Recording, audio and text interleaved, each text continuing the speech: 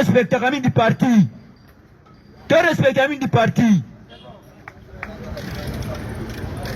Papa, chers combattants, chères combattantes, les lois ezali fête, les lois ezali victoire ya ba Congolais. Kagame akanisa ki akolonga Fachi Beto akokite, Fachi Beto alongi ye. Fachi Beto alongi ye. Tolobaki tokokende na ye na guerre te. Tokokende na ye kaka na biki na papier, na diplomatie. Ndenge tozwa pouvoir epai ya Kazemberere, Hippolyte, na biki na papier. Yes.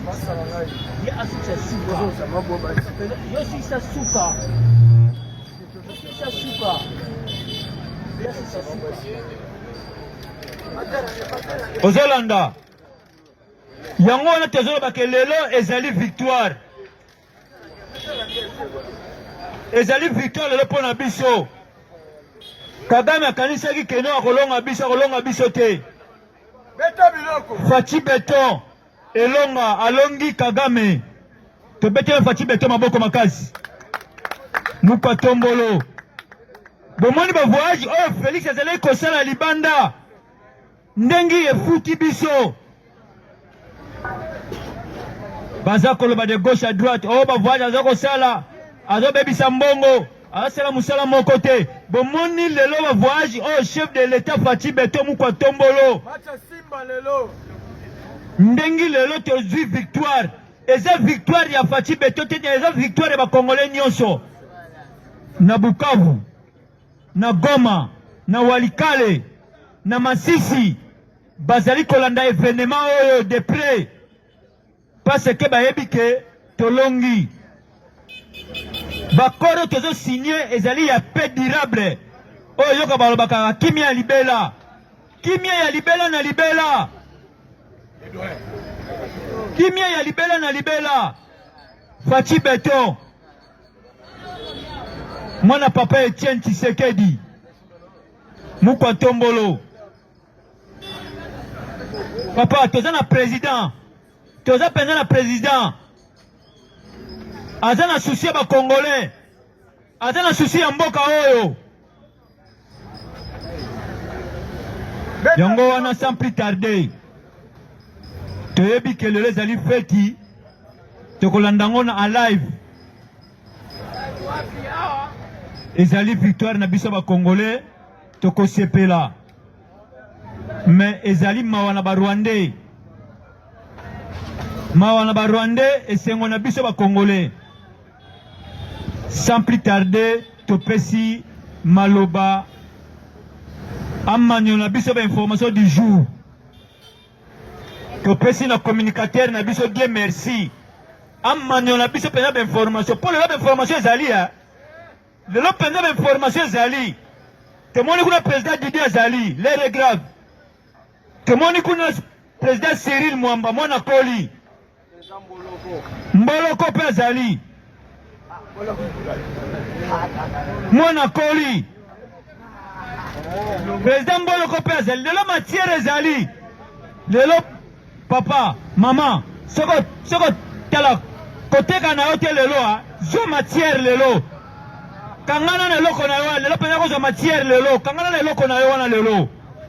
Ba pesa matière. Mama tika kolala kuna. Bako yiba ba ketch. Lelo matière ezali penza lelo.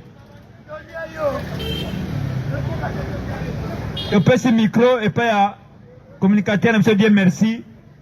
Apalo la bise penza d'information merci. To beteli maboko makasi. IDPS viva. Ok, tu es directement en actualité. Nous avons vu l'arrivée du président de la République à Washington, donc à Silaki Equatorial. Il a été accueilli. Mais il y a eu la plupart des personnes, pourquoi Batindi, Premier ministre, était le président de la République démocratique du Congo. Tandis que Bato, Batindi, pour que non, pas recevoir le président de la République là, c'était déjà un plan aux acquis à préparer. Il avait déclaré non, Azan a besoin d'honneur, mais il doit aller justement à Koma jusqu'au bout. Il y a objectif, c'est pour ça lorsqu'il est arrivé à Washington, notre moni quelques ministres et affaires intérieures ya Washington de bakoma kiwana bayambi président de la République akoma kive na butu kunezaki molili makasi. Et puis après son atterrissage, M. Paul Kagame a déjà na kati ya Washington, mais il n'avait pas manifesté sa présence.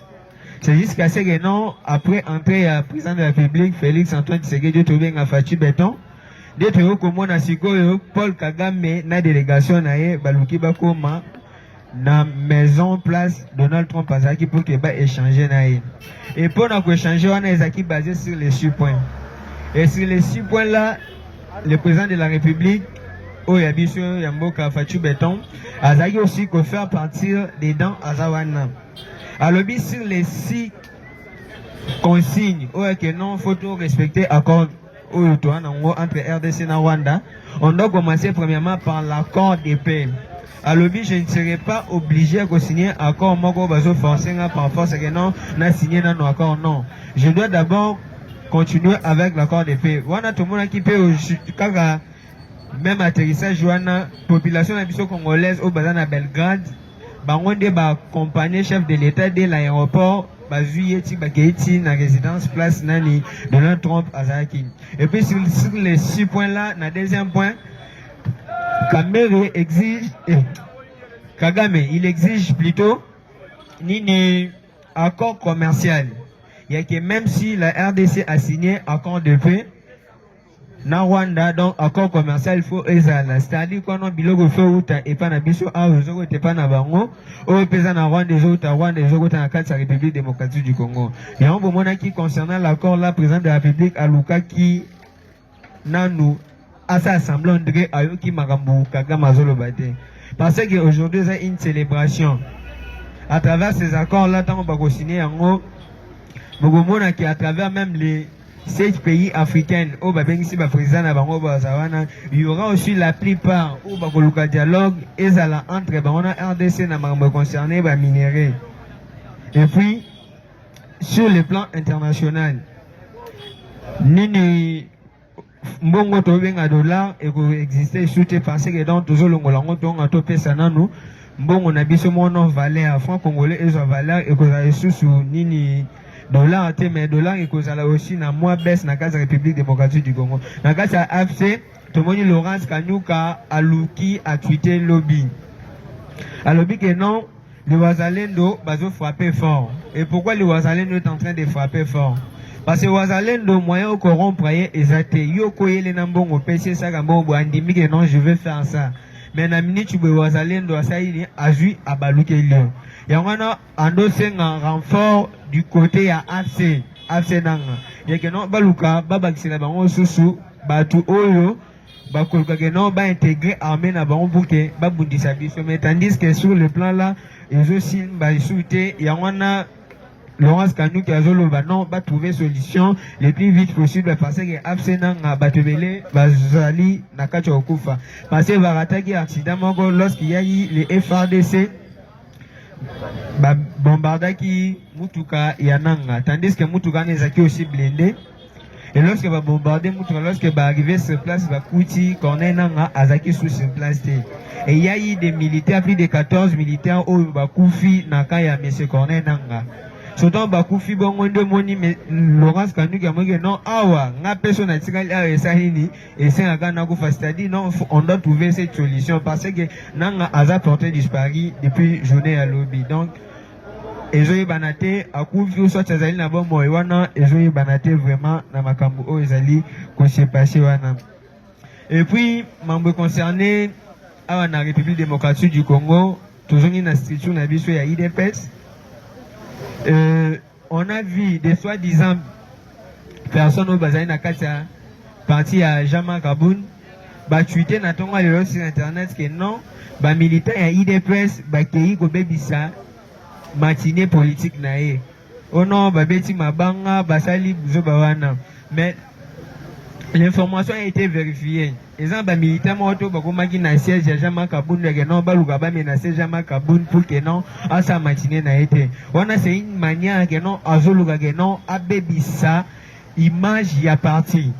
ya wana Jean-Marc Kabunda azali koluka parce que lorsque azaki na kati ya parti IDPS ba makamnyos tu o azali koloba oyo exacté donc ezaki na ngote ya wana azo continuer ne na koloba bongo. Et puis en parlant aussi na makambo concerné la police nationale congolaise, tu es na niveau d'Elvo kuna ce matin ezaki ya koyinda c'était ça ne va pas, ezaki na bakulu na bien armé na minduki kuluna azui munduki wapi kuluna azui macheti wapi parce qu'il y a eu des soucis de la police au bazali ko négocier ba négocier na la police nationale congolaise surtout ba négocier wana ata yo mutozo le kaboy au sala boy ba kolka toujours ba menacer mais la police azaka tout justement pembeni wana la police azoluka koya ko intervenir pour que non baluka ba délibérer yo. Mais tandis que c'est compliqué la police a rendre biso tâche tellement difficile parce que ba minduki o bakuluna na bazozo au soit des soi-disant criminels wana ezo utaka justement et pas na bango mo ba policier parce que ba que non ba na ba ping petit na bango ya base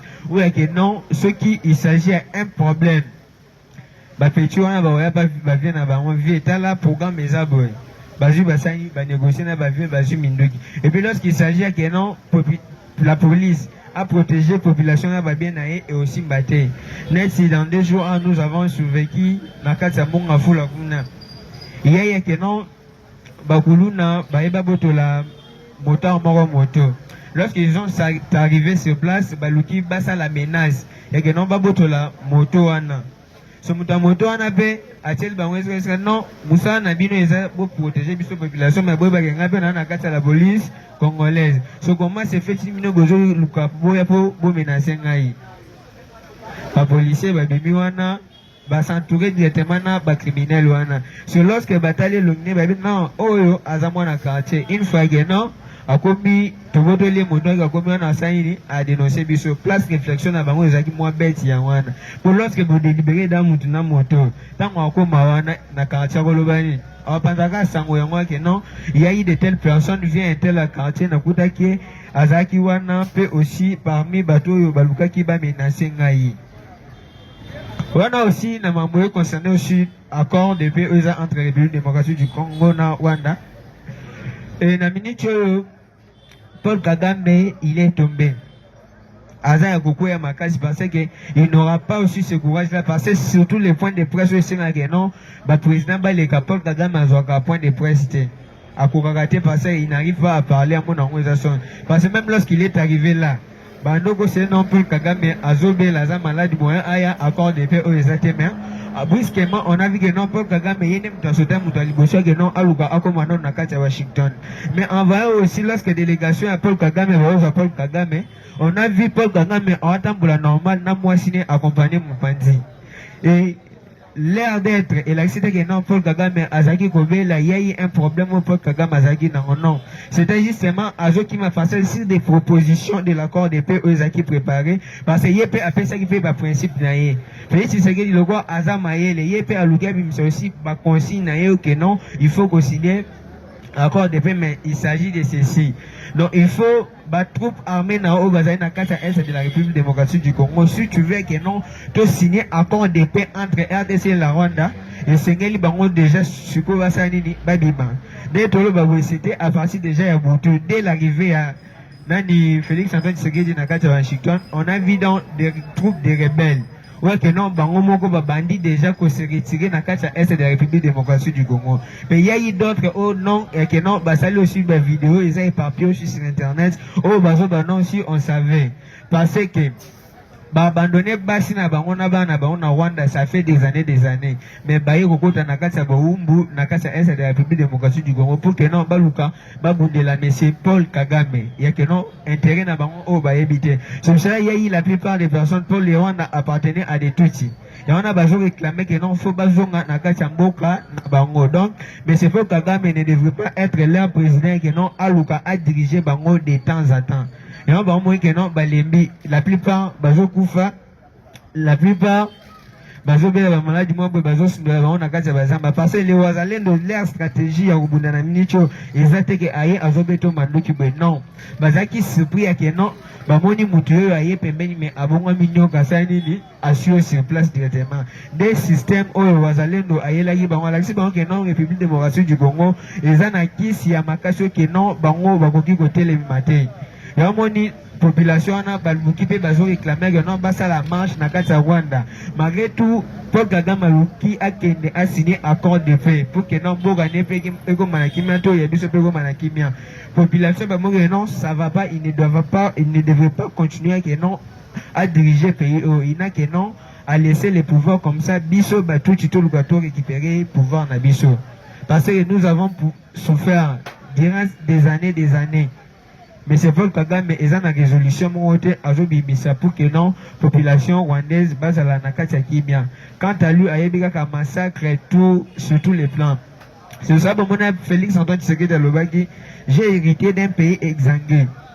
Donc un pays donc qui avait déjà le trou donc l'éboulement amounene déjà zakiwana et un pays qui héritait aussi les sangs donc makilé bandago sopa déjà depuis l'époque de M. Joseph Kabila Kabange, tandis que Joseph Kabila Kabange on lui donnait tout le respect au monde que non Azana pouvoir, il était au pouvoir bien sûr on a besoin tout le monde, mais tandis qu'il était un étiquette comme étant aussi un ministre que non dengue tout ça le président de la République n'a Jésus soumis, c'est-à-dire non président de la République a commis premier ministre, mais président Moussou Yalibana a dirigé. Donc, il y a un moment qui, s'il s'agissait aussi des décisions, M. Joseph Kabila a un pour Kakoloba. Il y a un Félix Antoine Tshisekedi Alobi, non, j'ai hérité d'un pays exsangué, donc Makile Tangami, mais quant à moi, lorsque je suis venu là, je suis venu justement pour que mettre Kimiana Luka, il y a que non, la population congolaise plus bas à l'aise. Il y a un moment qui a non, le peuple d'abord. Le peuple d'abord là, c'est pas dit que non, il va suivre ses intérêts personnels. Et aussi, en parlant de cela, je veux parler aussi des députés où il y a des communes, surtout au Baza qui votaient. Il y a eu des députés au Baza qui votaient. Et alors, il y a eu des députés dans Bazali Gossala, ce qu'on a jusqu'à présent. Parce que surtout, il y a des communes, il y a des inondations, mais députés, bah voter pour que la peuple na kati ya parlement, mais en arrivant na kati ya parlement au moins là na yo ba fongi na kati ya parlement. Et qu'est-ce que tu as fait pour ce peuple là? Population ba comme réclamer c'était inutile que non ba luka ba bimisho que non o luka okende liboso. Un député qui arrive au niveau du parlement donc ala la ne ba fongi. Et puis pour tout en avoir ba bourgmestre moi ba bimi donc les bourgmestres qui sont des incapables ba zo ko sauter pour régler mambo ezali ko concerner na kati ya commune na bango. Tandis que Daniel Bumba bourgmestre wana bazaba misa na dans exécution il faut router pas na ye. Mais tandis que lui-même Daniel Bumba exécution ne route na likolo parce que azali ko gérer ville province ya Kinshasa Mobimba. Mais on a vu donc rien ne marche. Pour si on arrive ici au niveau des vandales ici, kaka on a place bamota batema. Beaucoup ta foule wana. Une fois je suis allé là dans cette émission na moi muto na ba foule ki bakata na muto azo wana so service d'hygiène et ça wat. Qui chasse zo bonga to zakina kin go fait parce que nous sommes en train d'aller na minicho. Et puis ba makelele ozali ko bimana kacha IDPS na minicho. Si ba makelele zo bimana ce sont des infiltrés bâtiments donc on pourrait pas leur considérés.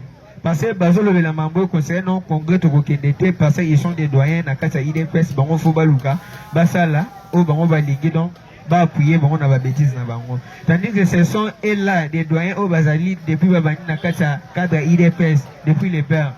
Jusqu'à présent kaka ba doyen wana on est en train de l'inflater. Bazo landa na sima mutu mwa bwege non aflataka bango ya kenon baluka batelemela ba makambo ezali ko se mettre en ordre na kata IDPS. Parce que le non une fois IDPS au pouvoir ba mamno surtout ezali ko se passer au ekoleka na moté. Mais aujourd'hui tout le monde donc il y a eu des cadres basés na kata IDPS et des cadres là aussi ce sont des gens aussi qui sont infiltrés aussi donc baza bateau basé exactement bakoki ko diriger base na biso IDPS. Donc c'est-à-dire que non lorsque on a cassé le parlement, on a directement leur intérêt personnel. Donc, tant qu'il y a un intérêt personnel, une fois que non, a commis député, soit tu vas nommer ceux qui n'aiment. Au Soudan, moi, si n'a pas un poto. Et puis, quand à nous ici en République démocratique du Congo, vous avez parents, bobo tibiso, mais au Soudan, bakanga moi, no kuluna à se retrouver dans casa molia. Mais tandis que quand on a boati n'a pas un poto, bazabato, bazo sala, makambo mogo ya mabe makaso les même na bakuluna. Parce que ce sont des députés na bakota ba parlement, oh, bazo le que non. Ba collaborer mingi na ba infiltré autobenga ba kuluna ba criminel. Il y a que non côté la mutuentel ça la vous tandis que image ya bana bango na basi na bango bazali ko bomba bango justement à l'étranger. C'est pour cela que vous avez vu la fois passée, l'Union européenne avait interdit que non, chaque député ou soit chaque honorable ou sénateur, s'il s'agissait de vos soins médicaux de vos bien dans la République démocratique du Congo, vous en avez hôpital coûte aux éminents. Pourquoi vous qui m'a hôpital aux en amboga na bino pour que vous êtes étranger? Banani ba kopé samboga na bino valeur parce que tandis que Adam bozoya bozo côté l'État européen directement bongo. Siko l'État na bino eloni ni bozo côté la bango. Donc c'est-à-dire vous devez servir votre pays. Na c'est pas là quand le wana président européen Lobaka. Donc à réconscientiser bango que non non. Nous devons justement arranger notre pays. C'est quant à nous de donner l'honneur à notre pays. Pour ce pays, si on est en amboga na biso te banani bawasalango. Ya boni bawazalendo bakipe na bango malgré tout basenga ki bapesa bango poste na kati ya gouvernement, bazana représentant na bango na kati ya gouvernement, mais poste wana jusqu'à présent bapesi bango te. Mais yango wana et décourager bango te que non ba continuer kubundela mboka bazo sala musala passer ba que non bazana bandeko bazana na kati ya est de la République démocratique du Congo. Bana besoin que non pays se développer comme le président de la République le non en sala ngo l'Allemagne de demain. Et on a bazali en train de se développer que non ba bunda baluka de tous les sons c'est que non ba bunda la République démocratique du Congo. Donc le reste à dire c'était ceci, je dis et je vous remercie.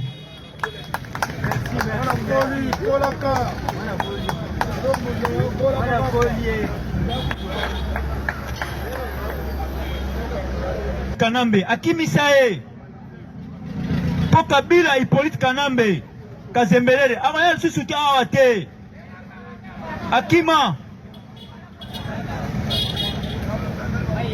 yangoke tobeteli fachi beto maboko makasi tobeteli fachi beto maboko makasi diplomatie oyo azalaki kosala esimbi efuti biso lelo bakongolais. Lelo tomoni na Goma, tomoni na Bukavu, na Masisi, na Uvira.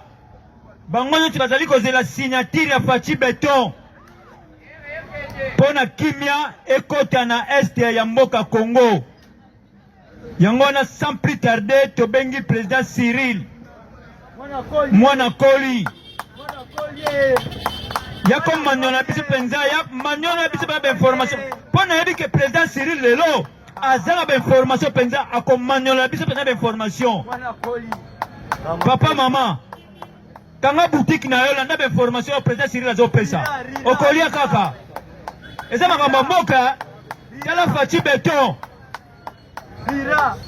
fachi beton mukontombolo fachi beton mukontombolo andimi na e risque pona mboka na e pona Congo. Topesi président Cyril micro. Papa leza moko la fête papa. Na osepela papa. Na kosepela papa. Topesi président Cyril maboko makasi. Voilà. IDPS viva. IDPS viva. Bana Fachi Beton viva. Ba Congolais de père et de mère viva. Bakolo Congo viva. Voilà, Tozane Sengo. Je pense que Tolobelaki. Je pense que Tolobelaki démarche Nabiso sur le plan diplomatique. La position de Monsieur le Président de la République depuis le premier mandat, Oyo Monsieur Tshisekedi, Oyo Zalaki déterminé, Yakozwa engagement, Yakosilisa la guerre, une guerre injuste, la guerre Oyo ba imposa biso par les Occidentaux, les multinationaux et par le décideur du monde, avec l'idée Yakoluka Congo etikala patrimoine international. Congo est demeuré Kozalana désordre, mais il y a eu un président de la République. Depuis l'arrivée de Tshisekedi, Félix, Oyalobaki jamais Congo et Sengeli est s'organiser. Enkita, sol et sous-sol, la République démocratique du Congo et Sengeli est Zalana bénéfice. Yabana mboka et sengonanga ezapona nini parce que le 4 décembre, et kotikala une date historique pour la histoire politique ya mboka na biso, parce que boyebi guerre oyo tozosilisa lelo na bic na papier, eza guerre oyo bato oyo babuka baviola bapia batangisa bamakila pendant plus de trentaine d'années, plus de 3 décennies. Maintenant, moins de 7 ans au pouvoir, il y a Félix Antoine et les lots Tshisekedi à convaincre l'organisme international, à convaincre les multinationaux, à convaincre les décideurs du monde que oui, la RDC doit s'organiser. Il a persévéré. Raison pour laquelle, depuis Mokoloman Lobby, le 3, pour mon acquis, la présence de notre président à Washington, tout qui comment la présence, il y a Nyangalakata, il y a girafe africain, monsieur Paul Kagame, tout qui comment on a plusieurs présences après P7 présidents africains, on a besoin d'invitation. Il y a cause à la combat témoin, Nali Kamboyo et Koleka Lelo, Namboka, Washington. Parce que Nenge Tolo Bahao, nous a déjà presque 11 heures. Mais quand on est à Washington, je pense, à cause à la 4 heures ou bien 5 heures. Alors, événement à l'élo, où est le bureau ovale, dans la Maison Blanche, devant le président Donald Trump, et qu'on est direct sur les États-Unis à partir il y a 11 heures. Mais biso awa en RDC, et qu'on est aux alentours, il y a 17 heures ou 18 heures. Il de persévère. Il de persévère. Parce que tous en décalage 7 ans, il y a à peu près 7 ans et 7 heures. Qu'on a cause à la 5 heures, 4 heures, mais déjà tous à 10 heures. C'est-à-dire 11 heures il y a Washington et qu'on a là, je pense, à 17 heures. Alors, tout le monde en direct. Événement et qu'on a marqué, na banane. Lélo, messieurs, le président et la commission de l'Union africaine. À qui t'a dit déjà lobby. Et la délégation, une forte délégation. Il y a une structure, il y a un organe, il y a l'Union africaine, il y a une structure où les organismes à niveau Afrique, OCDEAO, vous imaginez même OCDEAO, État Tabisoté, aux communautés des États d'Afrique de l'Est, aux communautés économiques des États membres d'Afrique centrale, aux structures, ma délégation à Bango, ma cause à part. Et événement, M. Donald Trump a préparé déjà ma Nyonso et ils ont mis déjà un cahier de charge. À partir de 11 h, Kuna, Bakoyamba Kagame, dans moins de 5 minutes et 10 minutes après, Bakoyamba Fatih Beton et M. Donald Trump, selon le programme, a commémoré des présidents. Après entretien, Yaye, na place Oba, invité Bakozala, Donald Trump a kokota na bureau na ye. Bobele na Kagame, na Félix Antoine, mais bango mi balé, Bakozala accompagné, na ba ministre à affaires étrangères na bango.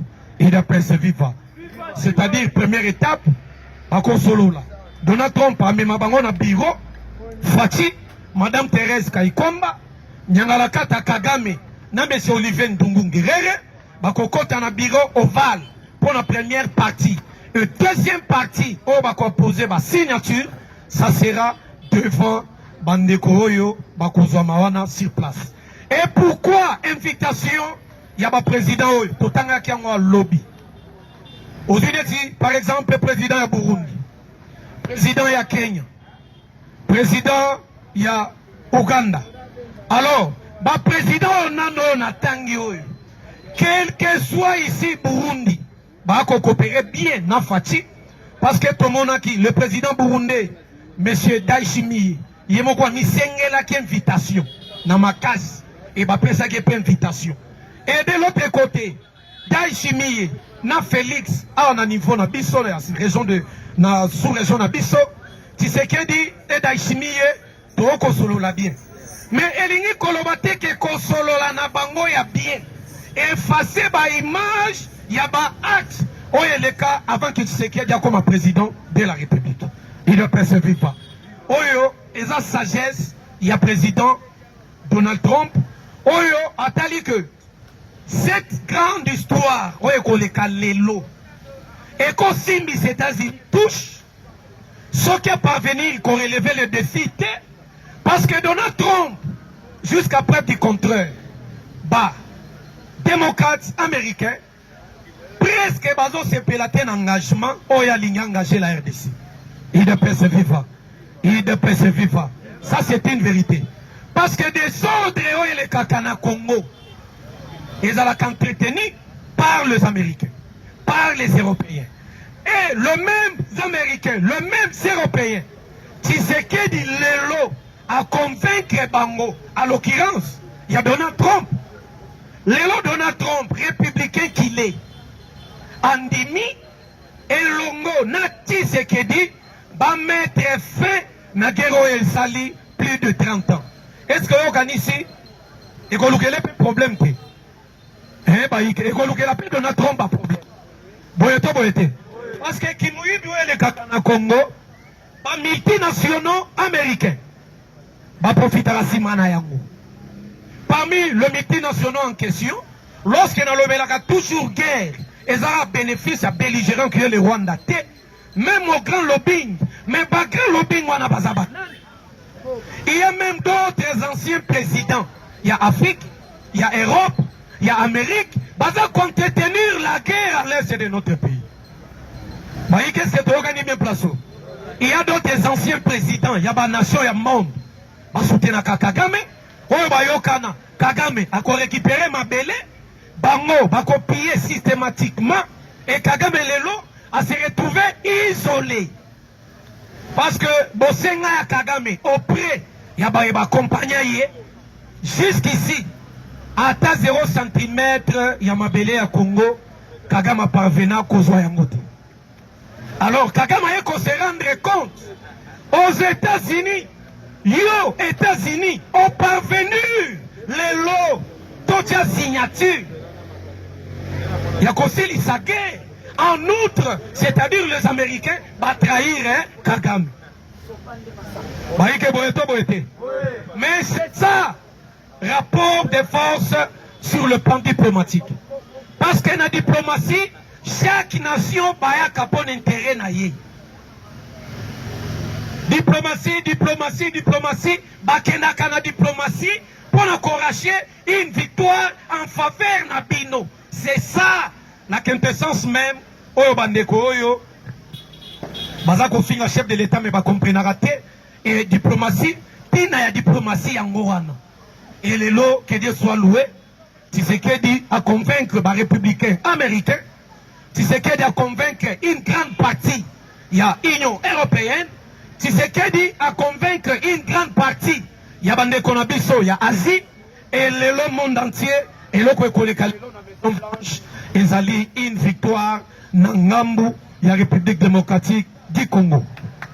Tobandi na ba premier point ya victoire. Tobandi na accord oyo tosignaki la coopération d'intégration économique.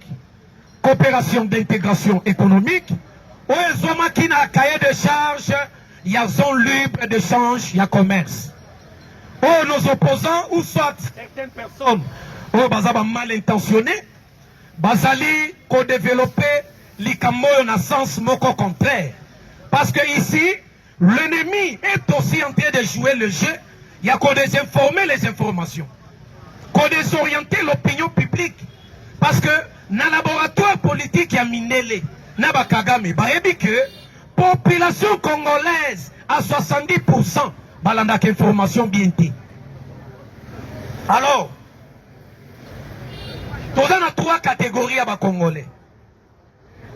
Nous avons la catégorie à Congolais à l'information té.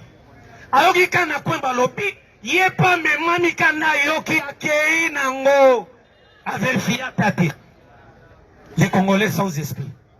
Et les Congolais, une autre catégorie. Il y a des Congolais, oh, la information, batamizaka, batiekaka, et puis banalisaka. Catégorie, on appelle les Congolais, ezali.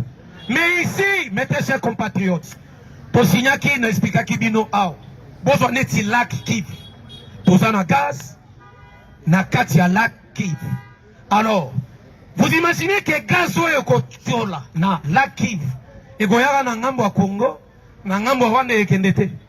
Ba Congolais tozala batuko. Parce que noki batabund, bato foyulu, noki siela, balobi ono, Tshisekedi lelo, akei kote kamboka, ateki minéré, au Congo, to signé, misto soubake plus loin, pour dire que les accords ont signé lelo, Tshisekedi andimi, sur le plan commercial, et dans la même exploitation matière première république, Rwanda na RDC va exploiter ensemble en RDC. Tala kindoki. Il ne percevait pas.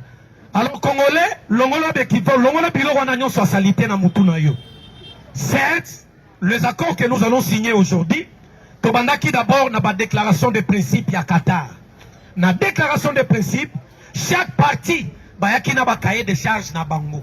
Et pour les cas de République démocratique du Congo, toboyaki problème d'intégration et mixage et brassage au sein de notre armée. Et de deux, tosenaki respect à souveraineté, il y a intégrité territoriale, il y a République démocratique du Congo. Toboyaki ingérence na mboka na biso. Nous sommes une nation, gouvernement ezali, ceux qui pays songolo pakala. Bazana besoin, il y a eloko songolo pakala. Na Congo, bakoya par la grande porte. Et ça, on peut définir dans la déclaration de principe, on peut signer. Et de l'autre côté, Qatar, parce que les lots, Qatar peut battre témoin, à Qatar, il faut bazar. Les lots battent témoin, basé belé. Tous en a témoin à Togo, tous en a témoin à Basiti, nous sommes à Tangeli, Tangeli, parce que battre belé, bakoya toujours, n'est-ce pas, pour désorienter l'opinion publique. N'a pas fausse information, qu'on désinformer les vraies informations. Alors, na kotangela yo, na komeka koloba article tout est, mais na komeka mpe ko décrypter, ata ndambu, comme ça Congolais ont comprendre les accords que Fachi va signer dans quelques heures ici, et qu'on a totalement au bénéfice de la population congolaise. Balike boyeto boyete. Na bandeli sur le plan militaire, toboy intégration, il y a brassage et mixage.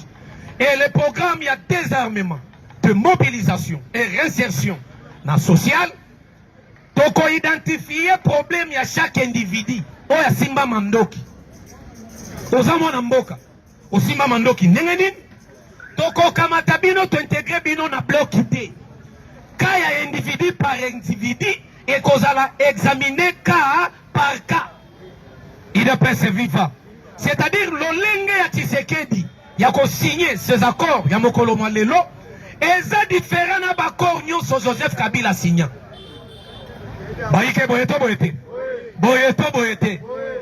Et puis, de deux, sur l'aspect commercial, nous allons signer, on a ça qui dit nos coopérations économiques et nous allons exploiter chacune des parties, et il y aura l'encadrement, il y a structure internationale, où chaque pays a tiré conséquences, il y a souveraineté, en mboka, naïe. Mais ceux qui, les commerçants rwandais, par exemple, aux anayo rwandais, au lingo de la société dans le Congo, ou exploiter pétrole dans le Congo, Fatia Lobia a un problème au Koya. Mais il y a qu'à part la grande porte, ne m'a pas signé les lots. Il ne peut se vivre. Il ne peut se vivre. Et comment ça n'a été l'aspect judiciaire ezali. Bomonaki na Russia, la République démocratique du Congo, la délégation, Yabanzouzi Nabiso, Otokenaki Kosezur. C'est là où je tiens à remercier mon Amboka, l'actuel ministre Yadouas Zimé, Excellence Samuel Mbemba, Oyazalaka à l'époque vice-ministre de la Justice, chargé à contentieux international, Oyazalaka chargé. N'a pas fait nyonso etali ensemble n'a pas expert na matière sur le plan international, il y a pas crime contre la paix, pas crime contre l'humanité et toutes sortes de violences faites à la femme et toutes sortes de violences aux individus ou groupes d'individus va commettre dans le sol congolais. C'est ainsi que moi Mboka Samuel Mbemba que je salue encore Lorsqu'Azalaka vice-ministre, Moutamba titulaire, yé vice, engageaka mboka na biso na Arusha, to saisissaka. La Cour et la justice, il y a communauté des États d'Afrique de l'Est, bipa yoyo to funda Rwanda, pour la crime contre la paix et toutes autres sortes. Il y a des crimes, oyo, lobbying ya ba Rwandais, bakindaka kosenga na Cour, il y a justice, il y a communauté des États d'Afrique de l'Est, va se déclarer incompétente. Il y a Kosambisa, Rwanda, devant requête, il y a RDC. Mais la dite Cour, il y a qui se déclarer compétente, il y a Kosambisa, Rwanda, Kolandisama, na requête, il y a République démocratique du Congo. C'est déjà une victoire. Et à niveau de l'Union africaine, la commission, il y a droit de l'homme, il y a Union africaine, lors il y a 84e session, il y a assemblée ordinaire. Otomonaki, commission au État droit de l'homme, va reconnaître la génocide. Oh, monsieur Félix Antoine, à Sengaki, partout dans le monde, va reconnaître génocide au en République démocratique du Congo. Et Pesaki Kagame passe. Pourquoi? Parce que lorsque va reconnaître le génocide au Lekana Congo, va structure au Yaka pour identifier groupe d'individus ou groupe ou un individu où il y a commettre des actes contre la paix, mbanoyaka, c'est-à-dire coûte que coûte, banyangalaka to basala ranini, bakangaka bango. L'exemple que je vous donne, bota le dossier Roger Lumbala. Roger Lumbala, depuis 2001-2002, n'a pas RCD, biloko basala. Roger Lumbala, basala ba crime contre la paix, ba crime contre l'humanité. Et Roger Lumbala, bakanga qui est en Paris, en France. Et commis à Samba, na tribune d'assises à Paris, Roger Lumbala lobi na goya ko Samba te, a sali caprice. Mais en même temps, na bolo ko na Céline, il y a ko Samba là-bas à Boy. Roger Lumbala a évoqué moi barigima na amike. Oh non, la dite cour, oh ba ko Sambi ça y est, ba dirigeanta enquête mon côté sur le terrain à Congo. Que Bazako s'est basé dans la vidéo batala, dans internet, ainsi que dans malobo bazo na ba témoin. Et Roger Lumbala a tingi avocat naé, monsieur Slenzik, dans collège avocat, basa la demande d'extradition, ba extrader de Paris à Yao. Lorsqu'à Monier s'imité, Roger Lumbala lobby RCD na bango à l'époque, ils allaient qui plateforme politique. Et lorsque ba qui consa la coalition na plateforme militaire, ya ba Jean-Pierre Mbemba, mutu apesa ordre ya kobeta mandoki koboma Mbemba. Roger Lumbala parti en France, a accusé plus de 4 officiers. A senga présence ya Jean-Pierre Mbemba, atanga kombo ya monsieur Constant Dima, l'ancien gouverneur militaire Oboyebi, et d'autres. Et lorsqu'à Moni Koto, bisobe to recéder Mbemba te. Roger Lumbala a écouté la vidéo. C'était la semaine, il y a de cela 2 semaines. A Sengina, Jean-Pierre Mbemba, a salé à la vidéoconférence. A sala abima parce que ba invita ki Mbemba comme témoin. Mbemba pe qui témoin, yo biga Mbemba ba parcours a otagi nango ya ba 12 ans, 11 ans. Donc ça mukolo comprendre. Un vieux Mbemba oti na moi côté à Pays-Bas wana. Pour vieux Mbemba sali plus de 10 ans na Pays-Bas. Côté wana yo yebi. Et puis, Lumbala oye la tout Mbemba ba loyenge aya neti témoin. Parce que même ba bi ke ba témoin pe ba di mbela pe ba témoin. Ba ike boyeto boyete. Alors na minicho Lumbala ba kangelo le même cause oyo ba nyangala kato moni lelo ao. Tshisekedi yake kusuki sango na Washington. Na lina lo bani. Après accord ya lelo. Pour lobby Kagame a compris que Tshisekedi est plus dangereux. Et ce qui est plus dangereux, option est militaire, bako quitter. Mais Bitumba on attend qui ao. Bitumba peut continuer lobby.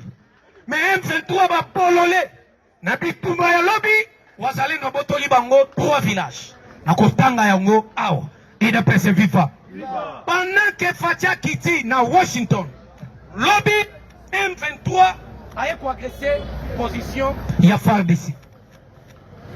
Lorsqu'il y a agressé, pour attaquer position de FARDC, Babimi au même moment, Babimi est belé. lokola axe ya Shabunda Minembwe Kaleye Uvira ekosimba te basali contour M23 bamatina au plateau ya Minembwe lorsque balingi bamatana au plateau ya Minembwe po bazwa accès oyo komema bango directement na Kakobola comme ça bazwa nzela oyo ekokende maboko bakatanga bamaniema tout ça c'était ça l'objectif ya banyanga kata ya M23 mais que Dieu soit loué lorsque bayumo bamati presque à quelques kilomètres selon les informations de possession d'Angaï vers au plateau de Minembwe bakutanina affrontement ya wazawa IDPS vifa wazawa mama na bagarre na wazalendo mais M23 ami kangelaka déjà village Kakobola akangaka Kakobola Kamituunge na Kiluunge Kamituunge Kiluunge lobby na frappe ya wazalendo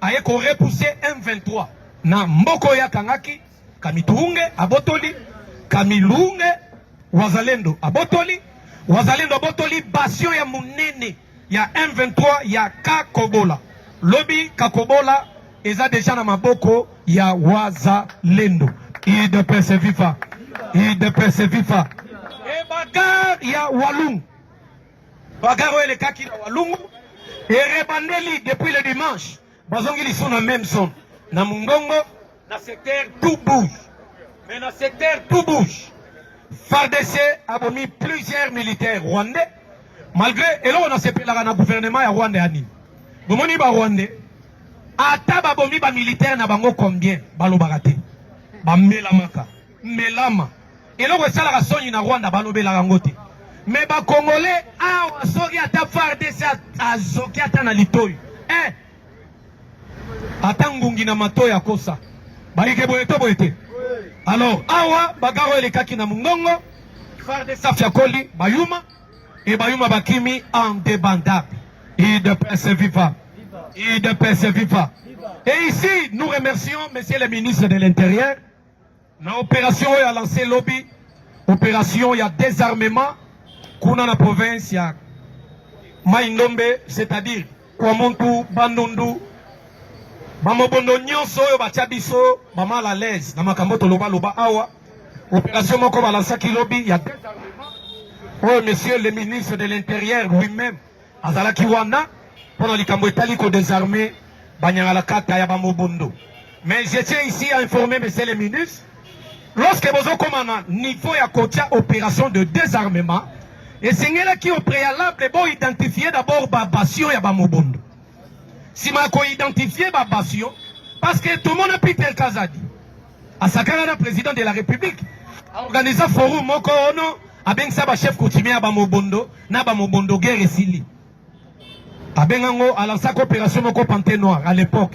Peter Kazadi et puis a même échantillon soi-disant ya ba chef ya ba mobondo na cité de l'Union africaine chef de l'état ya Mbabango balia bamila mais en réalité bazalaka ba faux mobondo na yango na lingina sa monsieur Jacquemain Chaban excellence na moni yo moko lobi sur place pour lancer opération au biso ba congolais to sepeli ya ko désarmer ba mobondo mais ces mobondo là bazala très bien identifié et puis lié à cantonnement na bango et dans l'allié moko approprié, sécurisé par nos militaires et FARDC. Parce que tout boya, ces mêmes individus, tout le monde a se déverser dans FARDC. Parce que tout le monde a comment mobondo, désarmement, kota FARDC, bango moko. Et le même mobondo, qui s'est transformé dans coupeur de route. Kuboto la Congolais, bien, surtout bandeko bakedaka Kikwiti, Bandundu, Chikapa. Et c'est là où je tiens à vous informer, monsieur le ministre, l'année la lieu de cantonnement et l'identification y a passion parce que les Congolais, là. Alors, les lots fait des alliés.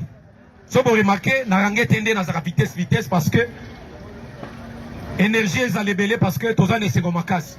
Tous les amours contombolo Fatim Beton, délégation est déjà kuna, Bato Kabila Balobi, tu sais qu'il a violé la constitution. Otomoni Jacquemain Chaban azwaki décision aconvokaki bagouverneur nyonso baza awa apesi ordre chaque gouverneur oyo akomona Jacquemain alobi gouverneur oyo akoyoka na province na ye plateforme Sauvons le Congo ou le parti politique PPRD bakoti réunion ata ya 1 minute gouverneur wana kozwa problème na ye les activités ya PPRD eza suspendu na mouvement na bango Sauvons le Congo. Mais ils ont un peu polémique. Pourquoi? Parce que Sauvons le Congo, ils ont un statut juridique de mon côté. Ils ont une plateforme politique. Maintenant, nous allons se faire enregistrer dans le ministère de l'Intérieur. Parce que ici, nous avons comme si Lukaba disait notre ministre qui est allé violation de la Constitution. Non, le ministre a agi, même si moi j'étais lui, j'allais aller plus loin que ça. Parce que le ministre Alobi Boy, au nom de respect, il y a des Congolais, l'ancien président de la République, M. Kabila, Abima Namboko soi-disant accueilli Kotan, Abima d'une manière frauduleuse. Or, monsieur le ministre a dit ceci, Nastati à Joseph Kabila, comme sénateur à vie, et Sengelaka a mérité bonheur. Kobimanaye Namboka, honneur. Kozonga na ye, honneur. Mais Abimana Kimuibi, aye Kozonga Namboka pe na Kimuibi. Et lokola Lazali, le géniteur, il y a groupe, il y a rebelle. C'est lui qui finance le M23. C'est lui le patron. Il y a l'Alliance Fleuve Congo. Et il est un monsieur condamné à mort. C'est ainsi que le ministère de l'Intérieur a eu la décision. On ne peut pas soutenir une personne qui est condamnée à mort. Alors tout gouverneur, dans la province Nayo, peut perdre. Sauvons le Congo. Bakoti réunion même il y a 1 minute. Gouverneur Wanayemoko, Akozwama, Mbanonaye, et Paya, ministre de l'Intérieur. Et ici, la deuxième question.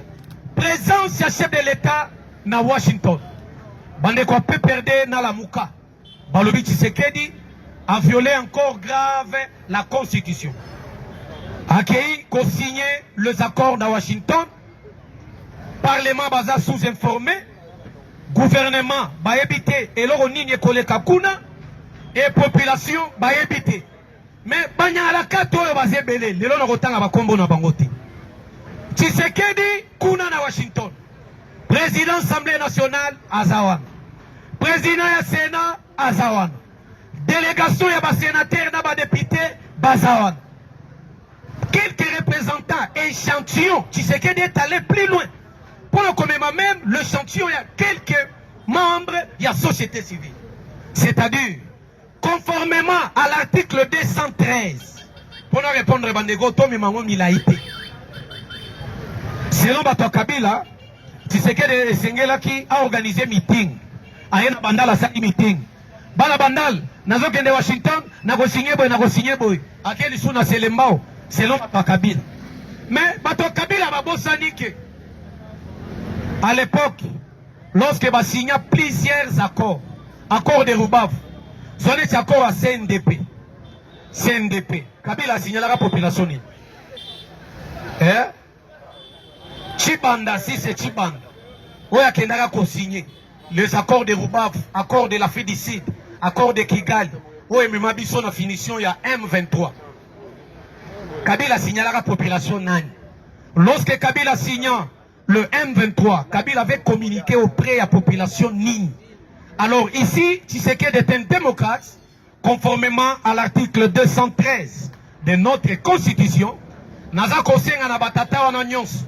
Bakende batang l'article 213 et l'obénin. Et l'obéni sur les traités internationaux. Le président de la République a les pleines prérogatives et les pouvoirs. Il y a qu'au traité ou quoi brocher tout traité international. Ou ezali kozoma na ba prérogative constitutionnelle naie. Ba benyango bien ba traité, c'est-à-dire ba traité tellement ils ont un niveau international et surtout ils ont diplomatique. Tshisekedi a les pleins pouvoirs. Parce que d'abord, Asa est un élu du peuple. Barike Boyeto Boyete. Boyeto Boyete. Et d'ailleurs, la tête Tshisekedi a violé. Pour la bola, mon ami Soba Congolais, Tshisekedi a sani, a violé. Baïke Mabeza. Sikawa pour finir, parce que Baranger basé belé. Victoire et allélo, et la première victoire. Pozo Kene la deuxième victoire. Lelo, lorsque nous allons signer, petit Kipal Namaboko ya Washington. Yeboro superpuissance ya monde. Télévision Makambo, oi. Tshisekedi azobota mapapu lelo, na 0 heure ya lelo. Soki kaka cérémonie eleki. Pas. Donald Trump a koloba, chaque partie prenante va respecter les accords. Oya ko respecter te. Akomona moto ya Washington. Et en même temps, Bisomoko RDC. Donc on doit pouvoir cette fois-là, il y a qu'on mène même les actions offensives sur le terrain. Est-ce que tu aurais mis bien place? Parce que Sotali FARDC a observé qu'à moi, il a cessé les faits. Sotali et Bundeli a FARDC. A Bombardaka, a Tchakanase, Tozota a cessé les faits. Alors, Bisobé, Togembeli cessé les faits, cessé les faits, Zokweya, Lelo. Et Soke Kwei Lelo. Force spéciale, il y a FARDC formé, Botalaki Talaki, Bazana Bomonaki, ba militaire Rwanda Baza quelque part. Bakobunda. Et première forme, il y a Bagaro. Et comme Moupanzi, toi, la deuxième forme, il y a Bagar. Changement de la Constitution. Baïke, n'habite, est-ce que vous avez Balikambo? Ce qui est au long une étape, vous avez une étape, il y a changement, il y a Constitution. Parce que mon cannabis, l'aspect sécuritaire, Félix Tshisekedi a coutu une armée multinationalisée. Une armée où? Colonel Burundais. Général, Alati Sokoto ya FARDC, mais d'origine somalienne. Baza. Tshisekedi a coutu général et armée. Général ya FARDC, mais d'origine rwandaise.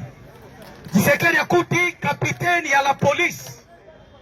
Police congolaise, mais le policier en question d'origine zambienne. Et biloko yo nyos et utananzela il y a brassage et mixage. Et brassage et mixage pour finir bien ce grand problème. Le zéli du peuple va parvenir pour élever les défis. Parce que Tshisekedi est en train de restaurer notre nation. Lorsqu'on restaure une nation, c'est-à-dire qu'on mettre des points sur les sites, pas si au Congo, tous traversé, et ça va la guerre à l'Est. Congo, tous souffrir, maman ne l'eau quoi mappé, pour les quand même la guerre. Problème en nini, l'inégalité sociale. Le problème, il y a inégalité sociale. L'inégalité sociale. Et botaka frustration na mitema ya bato. Et l'inégalité sociale et botaka l'injustice salariale. Bitumbo ba Congolais bazana ngo yango wana. L'exemple que je vous donne, RDC ezane sur le pango ya famille. Papa akufa atiki biso na ba yaya na biso. Yaya ya liboso président de la République, yaya ya mibale ba député nationaux, ba yaya ya misat ba ministre, mais tala lopango wa famille. Yaya ya liboso alia kabien na mbongo ba locataire. Yaya ya mibale ministre ba futake bien ana ba prime. Yaya ya misatu ba député bazana be monument bazana ba avantage ebele. Yaya ya mino militaire azo futa ma moins cher. Likambo ba bengi yango l'injustice salariale. Et bota raketo. Yango na tunio na lingala facile. Si il y a une parcelle comme ça, papa kufa kenda, maman kenda. Lupango eza ya famille, baya liboso ba alia bien. Biso ba leki to alia bien te. Lupango wana kindoke kota to ekota te. Baike kindoke kota to ekota te. Mais likambu to ape na ngona Congo yango. Yango na za déjà ko préparer moral na yo. Après les accords qu'on signé, et c'est de définir un vrai problème, l'inégalité sociale. Pourtant, ça, l'égalité sociale. Équilibre salarial et quota. Et qu'on a défini wapi na constitution. IDPS viva. Exactement, Makambo nanga sengi, République fédérale, tout ça, wana nanga luka balkanisation de notre nation. Mais après, événement ya lelo, naza déjà ko préparer moral na yo, l'année 2026, tozo banda yango directement, na demande ya changement de la constitution. Parce que, ba députés nationaux, baza autorité budgétaire, bangonde baza prêt et engagé, ya co-définir salaire ya ba gens, na ba fonctionnaire ya l'État, baza la rayamote. Et ba législateur, et surtout ya législateur, baza ba maléré, ba député moko opportuniste, parce que Tshisekedi, certes, a la majorité absolument parlementaire. Et zo sungaye nani. Pour que M. Kabila a comme, n'est-ce pas, na position ya zanango lelo, ya koza la condamné à mort. Et c'est là qu'initiative ya un député, et c'est là qu'il est fort, ya M. Kosa Moutamba, que je salue ici. Aïe, tout le monde la vérité, tout le monde il ne peut se vivre.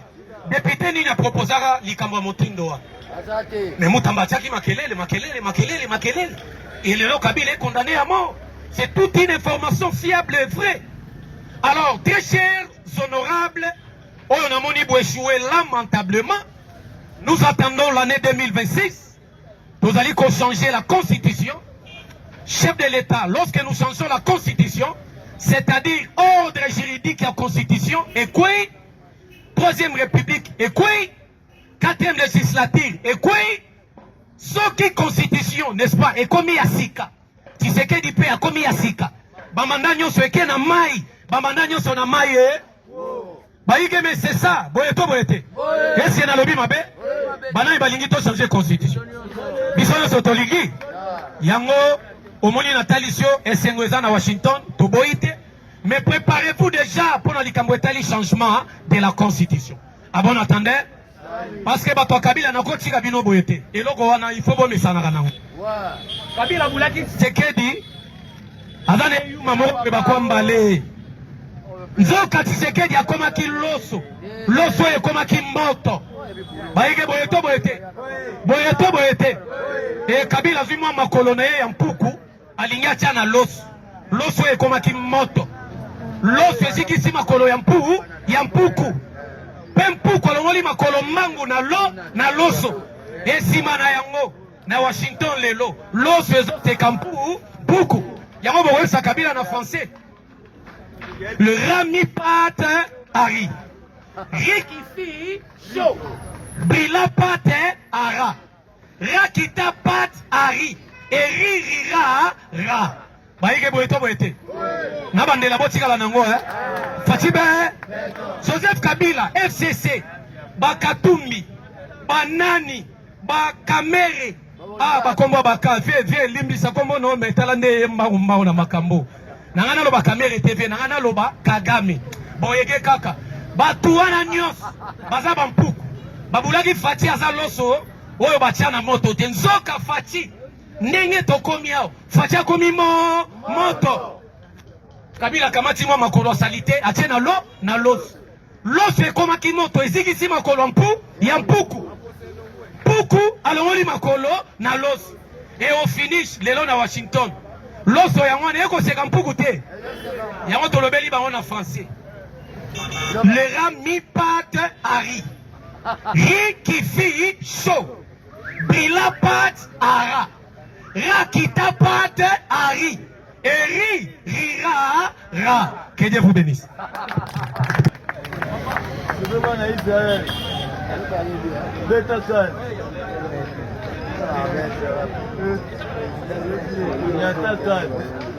IDPS viva.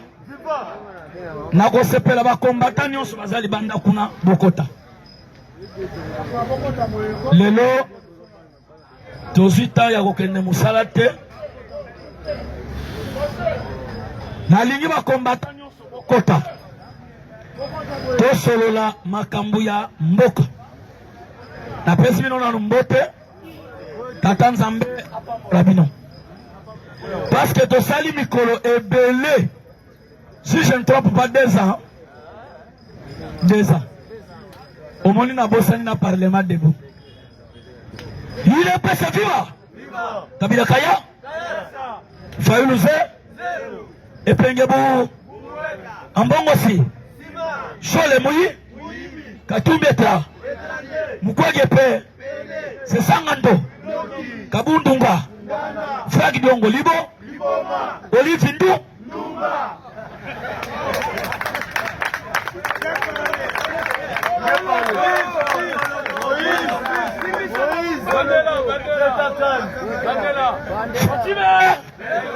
Nalobi Fatime. Kabila Kaya. Fayoulouze. Musitubu. Ambongosi. Chole Moui. Katumbeta. Mukwagepe. C'est Sangando. Kabundunga. Frag Diongo Libo. Olive Hindu. Che. Munga. Kina. Tombola. Eloko Basa. Enjuru. Kamere Muyi. Nalo Batondo. Tombola Loboko Gangabaz. Mwana mame. Mwana tata. Mambuma. Kivivra. Kisalme. Yebe. Akotuna ngu. Ngula. Meme asalini.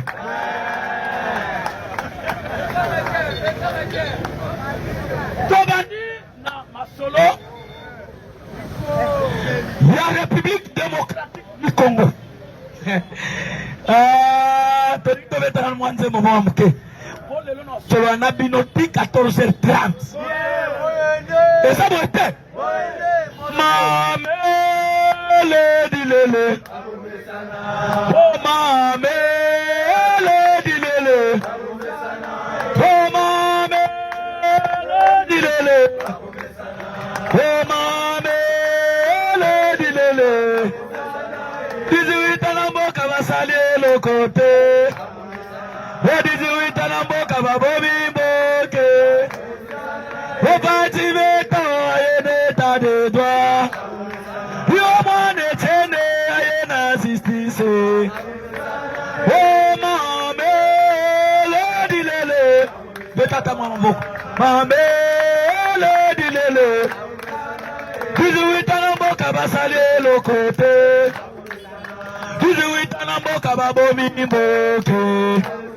Yo parti meto ayene de droit. Oh mwane tene ayena justice. Fati Vanda Totonga Congo. Fati Vanda Totonga Congo. Yaya Fati Vanda Totonga Congo. Yaya Fati Vanda Totonga Congo. Yaya Fati Vanda Totonga Congo. Yaya Fati Vanda Totonga Congo. Yaya Fati Vanda Totonga Congo. Yaya Fati Vanda Totonga Congo. Congo kufela Lumumbe yaba Congo. Kabila Bomaro Simukendi pona Congo.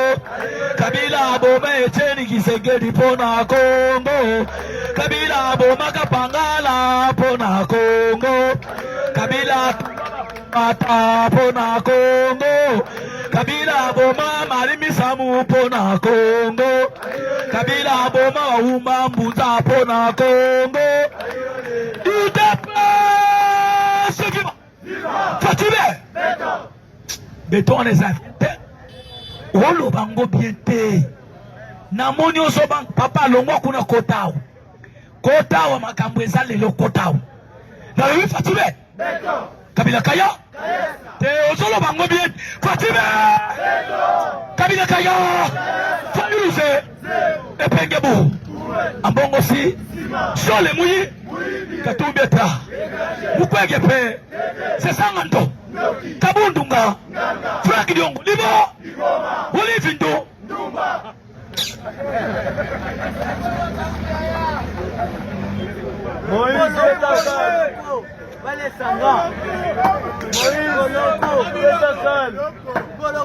Fatitwa.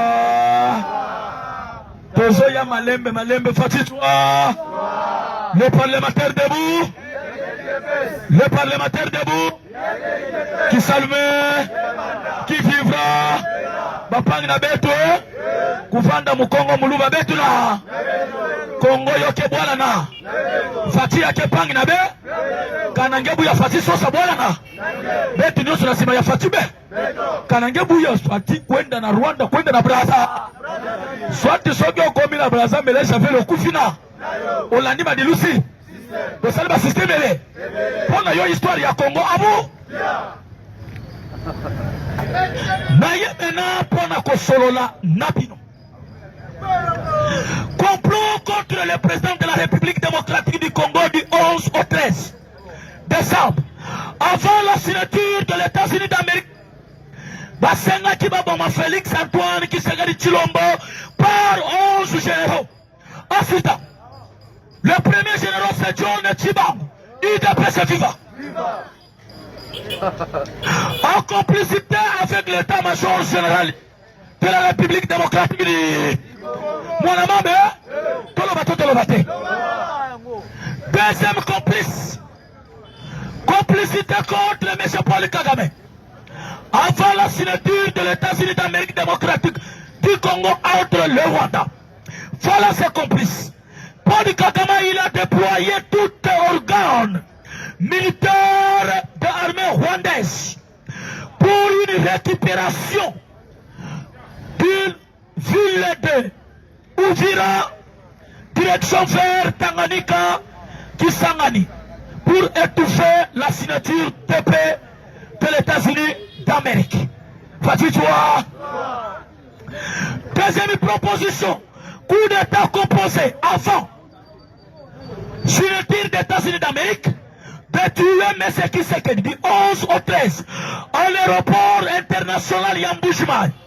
Sur la cérémonie, il y a inauguration de l'université de Mbuji-Mayi. Mais Tshisekedi étant que Moukissi, Tshisekedi étant qu'un fils de Dieu, Tshisekedi étant qu'un oué de Dieu, Nzambe ya Tshisekedi alongisi bitumba ya République démocratique de la Fatima Bobakas. Voilà, avant toute chose, préparation machiavélique contre Félix Antoine Tshilombo sur le plan machiavélique entre les évêques catholiques, Fidole Ambongo Solé, une complicité avec les évêques catholiques, de tuer Tshisekedi, de faire un soulèvement populaire. Et nous avons notre bilan, nous avons arrêté les Somaliens qui étaient à l'église catholique avec d'armes routes. Nakati Yangomba Mangengenge. Tous ceux qui sont déjà infiltrés par des Somaliens, encore des militaires kenyans, une pionnage, délégation des mercenaires de tuer Tshisekedi à l'aéroport international de Canada. Il y avait un mercenaire rwandais, l'ancien vice-gouverneur de AFC M23, arrêté à l'international par le service international du Canada, complot contre Tshisekedi, chef de l'État Félix Antoine Tshisekedi Tshilombo. En toutes ces choses, tout projet composé par des Rwandais sera échoué en tout organe et la République démocratique du Congo devenir fort en service de la sécurité de la République. Pour mettre le Félix Mabon Makas.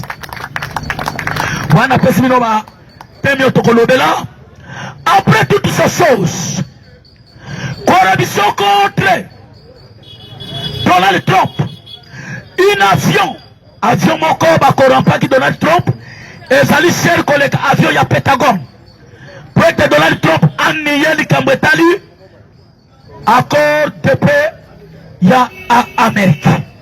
Mais la grâce à la diplomatie Fatibeto parce que Félix, c'est à ça le marketing, Mouto Asali marketing, Azali Okola Mwasi Oyo, Azali Vierge. Ma belle télévision moni yefo mobile nyonso olulaye ate. Tshisekedi abeti bango KO. Dernier plan. Si Tshisekedi refuse mixage et brassage, dialogue avec des criminels qui ont tué les Congolais, crime contre l'humanité, cherchons de tous les moyens 85 généraux arrêtés sur l'avenue Ngindu vers des communes de Matete, une complicité de coup d'État vers la ville-province de Kinshasa, Yakozomo Konjambo Kabateye en otage. Mais des grands, tout complot composé par des généraux est reversé dans 4 jours. Tous généraux, tous arrêtés par résidence surveillée. Voilà la déclaration des porte-parole. Sylvain Ekenge, Liboso Yaba, ONG News International et National. Voilà. Sylvain Ekenge, Batuni Yaba Keso Balobi, la Kisabiso et Sika Batunio Sobokangi. O Batanga Makina coup d'état, en commençant par Tiwewe, Bamunda Tumba Frank, Ndaiwend, Monsieur Général Massunzu, tout les généraux qui est complicité pour tuer le Félix, Antoine Xele Chilombo, Yako déstabilisé dans l'institution de la République, la Kisabiso et Sika Bazali. Voilà la réponse de notre général porte-parole, ya armée congolaise. Je vous assure sûrement, Bazali na résistance surveillée à Gombe. Si vous avez besoin, Yakomona Bango, tous en adresse nos complot. Or, tous sur le plan, il y a justice, soit ma secrétaire d'État, Sylvain Ekenge tant que général, porte-parole, il y a gouvernement. Azali na droite, il y a qu'on dénoncer Biloko Nyonso, faux et archi-faux. Il peut se vivre. Pour conclure, ton compte d'information. Paul Kagame, Webokaki, a changer le maniement gouvernement. Alongoli, Urigege, Oyo Sogi, Rurigiz, Oyo Basalaki déjà accord de paix, na mama Kaikwamba a nommé Mwasi. Yé pas comme na Kaikwamba na yé Mwasi, na affaire étranger, a yé qu'on nommé James Kabarebe, Azali numéro 1, ya matière ya sécurité, conseiller en matière de sécurité. Obo Yogaki James Kabarebe, Balobio Akoufi, il n'est pas mort, ba nommé et pas Paul Kagame. Voilà maintenant la déclaration de Berthe Bissimois. Bissimois lobby, gouvernement congolais a respecté processus et accord de paix par rapport. Nous sommes attaqués par armée loyaliste de la République démocratique du Congo. Alors, dans quelques 4 jours après, la récupération de Katoyota, la récupération de Windu, la récupération de Shabunda, la récupération de Po Urzizu, la récupération de Kamanyola, la récupération de Haut Plateau de Uvira et Miniembri, la récupération de Massisi, Tobeteli et FARDC Mabokona Bawanza Leto. Wanezali ba titre tozo traité. Tobeti Maboko Makas. On continue maintenant na information.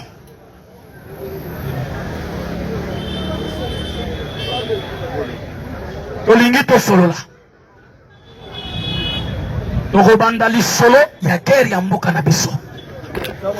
Nazongi na prophétie ya Mutekura. Muse alobaka na biso boy. La guerre sera longue et populaire. Et guerre et kosonga place salaki nini? Mais Dieu va regretter. Wale zaki prophétie ya Muselo. Nayena Kondo Etienne Kisekedi Wamlumba. Le grand opposant qui a remarqué l'histoire dans le monde de l'Afrique, Mobimba Tobetele Maboko Makasi. Oye lelo idepet au pouvoir, Tosi Mandou qui t'aime Biki n'a pas fait du pour, Biki n'a pas fait aussi les guerres Ande. Kisekedi a yabisi biso a suivi pigeon mistat. N'a pas compté l'information pour OCP là. Kisekedi a suivi pigeon mistat. A Pumbusa Yango. Mibale salaka nini? Moko salaka nini? Ayebisaka biso bomoni ndenga songi bo. Akotelengana ti akosongo tokokangele a c'est Hippolyte Kana. Kisekedi le père ayebisi biso. Mondele akokoma mutu mwindo. Peba beli jo bozomona wana na ba français. Bakotala Congo na fait. Lelo salamite. Yoka Kimbangwa Yebisibiso, 5e président de la République. Yende akobunda bitumba. Oyo kombe kozala makasi. Me yende akosilisa Congo bitumba pe akozala na autonome pe na pouvoir ya kozwa indépendant économique pe développement ya République démocratique di. Mais lorsque tosongi na plan diplomatique politique ya ba nationaliste. Biso toza ba nationaliste ba socialiste. Biso toza ba socialiste. Ndomoni lelo qui sekeri ya mwana lobaki na biso avant na komiyoka ke na sa président de la République. Je dois pacifier l'est de la ceux qui l'est de la République na siti bitumbate na sa président mais lelo betela Fatima Bomakas qui sekeri na calendrier politique international pe national na loi organique ya République qui sekeri asali 5e président Mundele abetaka carte ya kolobake le vrai Congolais a dirigé Congo. Tobandi sikoyo na information protokota na makambo to yeli lelo.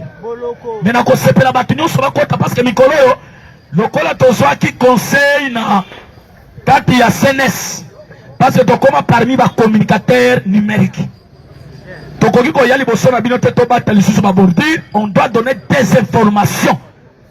Parce que nous sommes contrôlés par l'administration présidentielle. Il est passé vivant. Fatih-toi. Le parlementaire debout. Nous sommes en courage. Le parlementaire debout. Tu me mettez les mains ma casse. Tango menato yena masolo yamboka. Monsieur Marcel Mobutu Alobaki, il s'agit de faire un impact avec un diable. On a est de la République. Je le ferai. Après moi, M. Mobutu, c'est la déluge. Il ne peut se vivre. Qui se gagne à cela, impact na Satan. Bon, mon nani Mobutu. Bon, mon à l'époque, Mobutu, Zahir, nana bano simango. Alors, tu n'as pas que ce point, il y a malem. Nana simba Zahir. Mundele atali. Mobutu, ton commissaire fort. N'Afrique de l'Ouest, puis l'Afrique centrale. Na Grand Lac. Mundele a récupéré contact na Yefongola Afrique. A Yebisi Mobutu, tu deviens un esclave maintenant. Tu dois quitter au pouvoir. Maintenant, Paul Kagame a fait une déclaration. Voilà maintenant, n'a côté information plus loin. Arrivé à Moussé Laurent, Aftel, Kagame avant qu'un état s'y lobby, il y a des causes profondes. Cause profonde, où il va signer M. Moussé Laurent. Bayokana Kiko Banda, Tanganyika, Nord Kivu, Sud Kivu. Bamboka wana nyonso ezala abandonné, mais ezala contrôlé. Biso toyeba ezali ba province ya Congo, la territoire ya Congo, mais ezali contrôlé par des Rwandais. Tango ba signer ba accord wana, Moussé va prêcher pouvoir. Tango Moussé a commis awa lobi jamais trahir l'eko. Fatih-toi. Le corps occidental, guerre Salaki Rwanda. À part Rwanda, guerre Salaki régionale. Batouabande Kobomabiso illégalement, ce sont des Occidentaux, avec des Américains, qui se quittent à Kobundana des systèmes. Système dans le système moral. Deuxième système est le système physique. Quand on parle de système moral, et c'est sur le plan diplomatique, en Solana, Batonio Sobasali, pour financer la guerre de la République démocratique de Monaki qui se guerre à Isola qui bisonios, à bande diplomatie dans le monde, à côté France, Allemagne, Grande-Bretagne, Belgique, Angleterre, Israël, Pologne, Russie, partout à Canada, États-Unis, qui se cueille partout à côté à Yebisi Bango, Bandeko, Moto Yoboso qui ne soutenir, Biloko Azote que la Binowana, Ezaya Yete, il est solaire, Bilope Boso sont mes panneaux, Bokobi Babiyibi, Olé, Boko à la fenêtre, Boya la grande porte, Kola Biloke Zalinga, mettez la Fatima Bomakas. Ce qui fait aujourd'hui qui se cueille, c'est la diplomatie. Qui sait qu'il a isolé tous les politiciens congolais de Machiavélique. Oh, dialogue ya Mbong, dialogue ya Sol, dialogue ya Nan. qui se gagne à lobby, pas question. Je ne peux pas négocier avec des patins. Je ne peux pas négocier avec des M23. Car les M23, c'est les coquilles vides. Coquilles vides, les autres, on l'a tchaké. Et l'autre existe à côté. Toko Solana Yango. Qui se gagne à lobby, je dois parler avec l'armée. Pour répondre, je dois parler avec l'armée. Maître Abatouana, nous sommes là, c'était pour les Kagame na union héros. Na communauté interne. Na monde mort. Pour mon ami Bitumba ya Ukraine. La zone financière Minduke qui est en Ukraine. Pologne a son yango a son presse à Rwanda. Rwanda servir yango ba MV. Pour passer la guerre dans l'est de la. Qui sait quel local a compris qui je ne peux pas négocier avec des patins. Je ne peux pas parler avec de M23 parce que de M23 c'est un coquille vide. Je dois parler avec l'armée. Kakame, Tangwayo Kiborwana. Deuxième tour qui se gagne à lobby. Prise Yasuka. À lobby guerre Oyo Poissila. Ce n'est pas les Occidentaux. Et Zogo Talangaï Napolika. Et Yango na lobby dernier chance. N'attendre le beau Kolangana M. Polika. Ah, on va congolais va finir qui se gagne. Pour la ligne à Yebis à Sengi Kagame. Le loto sukiwa namona ba combattant wa le loto sukiwa le loto sukiwa Paul Kagame sotoka na maison blanc yebe mona mame betela fati betela mapa makasi metela boyoka masolo tango tokei plus loin batonyo ce qui se crée le système on a joué là et c'est un système moral. Il se gagne à l'objet à côté de la bananga te. Bananga va se diriger à la chef na bango. Une fois chef na bango endimi. Résolution 2773. Retrait immédiat. Neutralisation de la FDL. Retrait immédiat ya troupe rwandaise au sol congolais. C'est que bananga va berter ici ma Willy Ngoma. Abou. Le nanga l'élite. N'état si momoni eh. Bomeni bisimwa bomoni Sultan Makenga sikokolo masoleza Polika tango asomi manakoro alobi papa ba militaire nanga nyonso bozonga na mboka na tozo neutraliser ba FDLR yo nanga yebe kisekela bibi maître ande fatipe champion yebe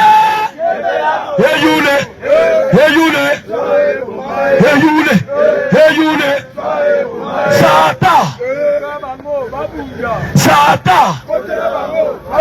est-ce que ataba bundi baswani etali biso tozela sima ya fatipe mwana mayi pe wakaninda pe kisinza pe kongole pe tepe pe atie bango kati pe sumba bilubu pe mukishi pe yebe et de la Fatima Bomakas. Dans un web saglé matière. Bolanda Lelo, Félix. Martin Fayoulou Abenga Félix placé bon marionnette. Étiquette à Tangate. Mais bande ko ba congolais tout ça analyse. Mouto à Tangate. Étiquette. Placebo. Marionnette. Fatia lobaki mutu nyos. Oya za congolais ya solo. Il faut alobela kama kambo etali agression roi. Ba Fayoulou nyos ba batamaki. Ba mbongo ba batamaki. Po ba liaki mbongo ya Union européenne. Maintenant yoka. Tant que na accord de principe. Ya doa. Na doa to lobela ki biloko misato. Ouais ça la qui clé. Bananga basenga ki na tout d'abord intégration. Ya ba militaire na bango na kati ya armée congolaise. Yango bo yoka ki na songi plus loin. Fridolin Ambongo Hippolyte Kanambe Martin Fayoulou Sénégalais Keita Jean. Oyo basaki na plan ya dialogue. Nako tuna bino ba congolais. Mboka oyo to sali dialogue kombele dia. Est-ce que na dialogue wana bino ba bénéficier ni? Tena so tuna bino ba bénéficier ni? Ko landisa make dialogue wana so songa mboka si. E yango to lobaki ba kita ba mata. Kisekela yebisaki bango to ko sala dialogue na ba criminel. Batoyo babomi ba congolais. Est-ce que to vendre na bango na mesto sala bango dialogue? Lobi ba songa na ministère. Bilo bolingi yango. Yango to lobaki o leto solo na ba patewan. Il faut to solo na mettre na bango. O ya finance ka bango. O ya pesa bango armement, a pesa bango manduki. Ndeto solo na ye lelo. To komi na cause ya suka mettre na bango andimi pour kende ko signer accord de paix définitif, de retrait à l'immédiat, identification, désarmement, contrôle Nakatia, Est de la République démocratique du intégration économique régionale. Fatitoua, le pays n'y a 9 pays voisins. Mais ils sont contrôlés par Fatibé B. Et ils sont contrôlés par le gouvernement. Si vous avez proposé qu'il y a Doha, basengi bapesa bango nationalité congolaise. Eza kindokia nanga za Rwanda tena watu na bino nanga za Rwanda.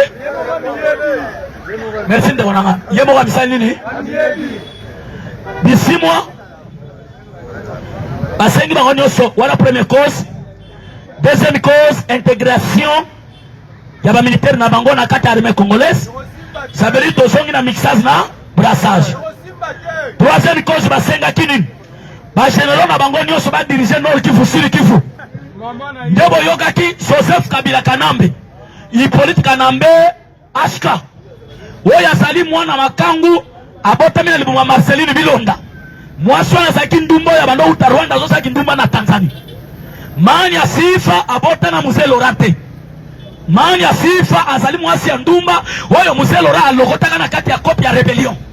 Kwa longola gaye posa ya magoda ezabo ete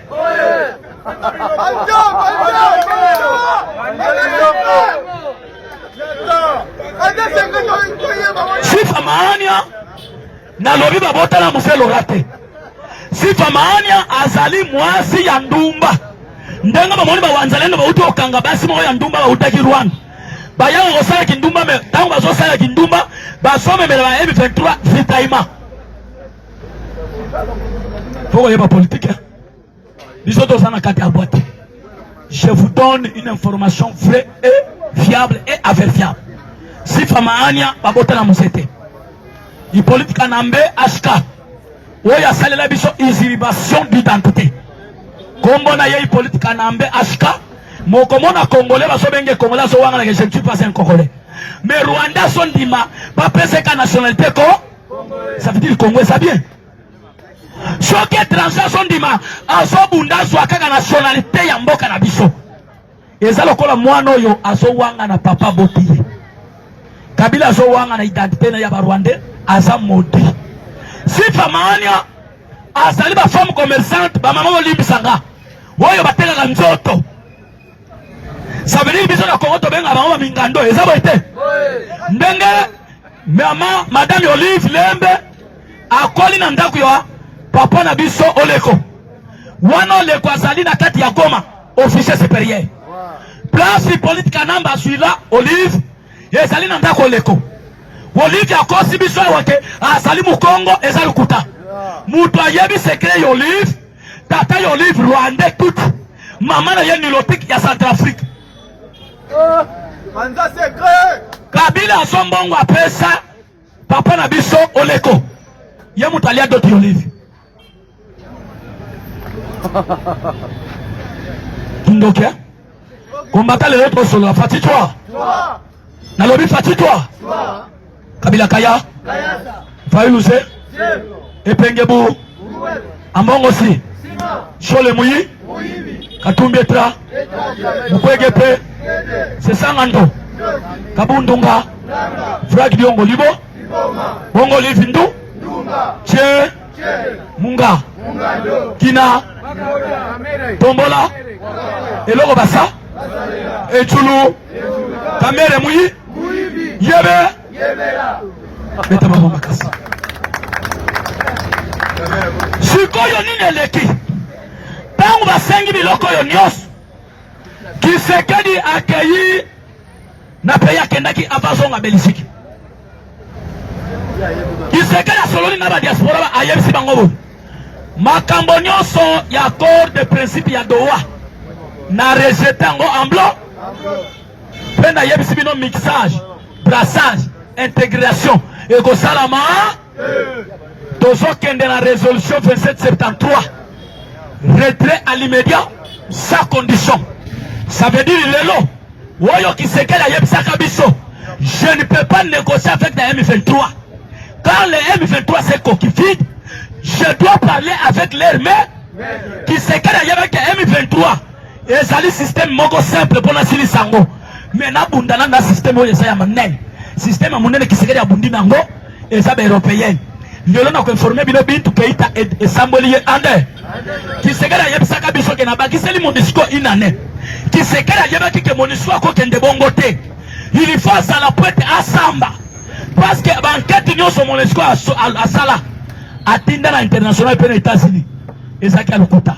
Mais tant que Kisekela tie commission na ba ONG nyonso basala banquette sur le plan ya génocide congolais. Ba yeko tala ke ba congolais ba kufi ebe. Tango nanga sengi libération ba prisonnier. Kisekeli ayobi biso pe tozana posa babi misala biso 4000 hommes oyo babundaki na Goma bakenda wa yango yokaki babete biso balobi esa biso te 4000 hommes wana Kisekeli tuna ngo MONUSCO ndo yoki bitu keita tango babengisi na États-Unis batu wana nyonso bazali wa or mutapesa batu wana liste ba militaire babo mabango et pas AFC M23 et sali bitu ke c'était MONUSCO a livré bango balanda bango tina bopito yango yoki ba convoquer bintu azana États-Unis na minute akosamba balobi banquette nyonso MONUSCO sala eza lukuta mais ba ONG balobi ba congolais ba kufi pendant 30 ans 300 décennies 3 décennies ba kufi koleka mais résultat au MONUSCO bande ko pesa ça luku yango moni na minute bato nyonso bazaki ba victime ya ko financer guerre ya est bako kangama ande bango baso penser que bintu keita ça quitter les États-Unis déjà ba bloquer faut banda ko samba ndaba moni Rwanda tali na massacre nyonso basali na Europe na Union européenne communauté internationale ba pays belé ba keko convaincre maintenant monsieur Donald Trump avion ba kendaki nango ya corruption balobi eza cher koleka avion ya Pentagone. Obetuma bon makasi. Likambu ya Congo. Oyebi tango tozo solo là on a moni ba combattant musu ba sala sous commission. Eza bien te? Na bibi ki rouge ezali parlement debout ya kala ya respect. Ya ba responsable. Il est persévérant. Pesa la parlement debout ba kuya te. Ezali parlement debout ya kala ya respect ya ba doyen. Au moment de l'information, bisono tous à la terrain, il y a information. Fatibé, si yo yo kama kambozolek, quand on va convaincre M. Donald Trump, Mouta Kenda qui n'a pas biloko na c'est qui mire de Qatar. Quand on komi kuna Trump a yebisi papa, malgré corruption news, guerre ya est sali 30 ans. Basobo mabatuki na machette. Et sengeli na Trump sali to sili sa guerre. Oh! Makambo ya corruption koleka yango mona ki administration Trump babimi mbala moko ko sala déclaration que du 4 au 5 au 6 monsieur Kisekedi monsieur Paul Kagame 11 pays d'Afrique de centrale et Afrique de l'Ouest naba ONG naba pays ya monde bino nyonso boko sala awa na États-Unis comme des témoins pour signer accord de paix pour la constitution de l'Est de la République démocratique du Tombolo Boko Gangaba. Yongo Monikata, il a compris que non. Mokolo ya mwana, oye senga gina pesa dote. Ezali monsieur Félix Antoine Tshisekedi. Nda Katara longwe balamoko. Ayabisi Rwanda na kosala lishu coopération na yote na makambo etali kolita. Uranium, minéré. Awa na yeko financer kaka na makambo etali élevage. Soit 2 milliards de dollars. Amen. Makambu ya kolitana cuivre na uranium na kena République démocratique du Soto Moni Qatar officieusement a publié que je vais investir na carte la République parce que Qatar a le premier partenaire. Oh, il a investi sur 100% na Rwanda, a investi 80%. Bah ici nous avons ya raffinerie pardon, même iPhone et bando salam. Mutabane ko finançango a investi ango ezali Qatar. Lelo Qatar a mis solo na ye 21 milliards de dollars pour investir dans le premier parent dans la République démocratique. Pour Trump à yebisi makambu ya histoire ya guerre ya Est. Abu yo kata contrat ya M. Paul Kagame kende na Congo kende ko investir ba kolo minereza Félix Antoine Tshisekedi. Et la fatima bon makasi.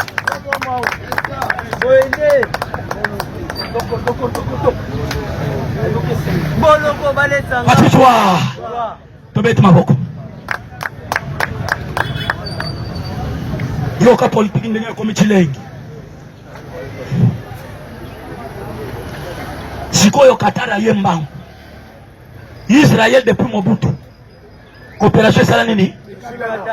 Mais parmi les pays où on a financé Rwanda pour envahir l'Est de la République. Qui se gagne à quel plus loin?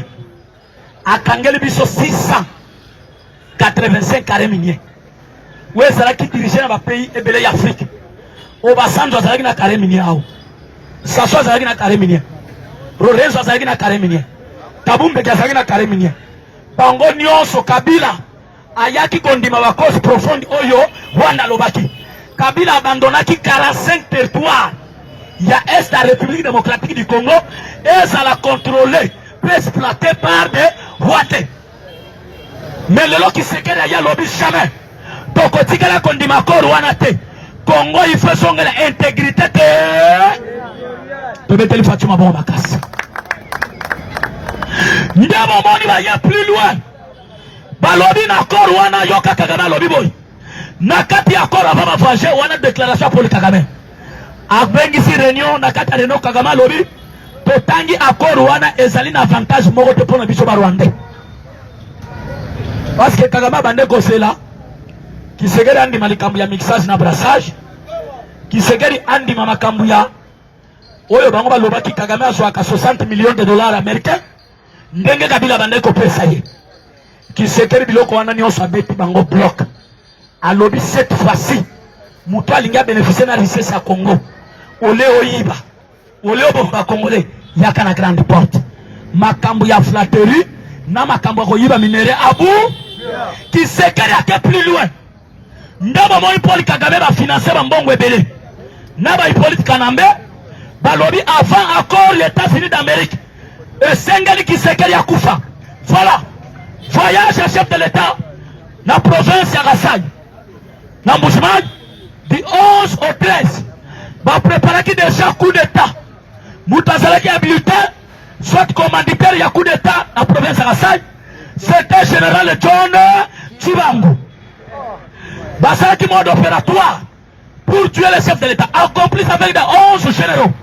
Le député congolais, le professeur Bossabo, UDPS Fiva, Fatima, accompli avec le prêtre catholique, le professeur Fridolin Ambongo Chole, Batangi Boposa, M. Jamar Kaboum, M. Vital Kamere, Wakaninginiki, dans la bataille de la bataille.